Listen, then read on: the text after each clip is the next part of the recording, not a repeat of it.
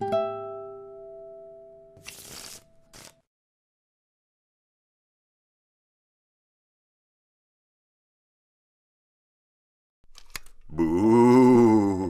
I am the ghost of gun control's past. Before last week, you probably hadn't seen me since the days of Nintendo 64 and the Spice Girls. With the recently defeated Senate background check measure, I was finally getting some attention again.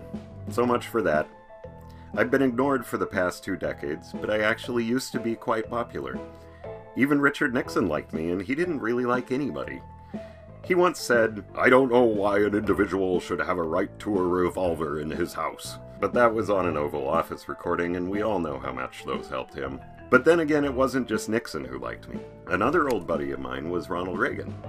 As governor of California in 1967, he signed the Mulford Act, which banned the carrying of firearms in public. That's right, St. Ronald of Reagan himself banned carrying firearms in public. I was even cozy with the National Rifle Association. They helped draft the 1934 National Firearms Act, which regulated machine guns and short-barreled shotguns and rifles. They also supported the 1938 Federal Firearms Act, which established the Federal Firearms License Program. I was popular back in the Wild West, too. In the 1870s, Dodge City had a billboard at the entrance of the town reading, "The carrying of firearms strictly prohibited." Tombstone, Arizona had a similar law. Many modern gun enthusiasts yearn to be back in the Wild West days, shooting bad guys and roping various bovine creatures, but in reality, they would have faced stricter gun laws in many frontier towns than they do today. Man, I was so loved. I was like BMOC. Everyone liked me, even the Founding Fathers.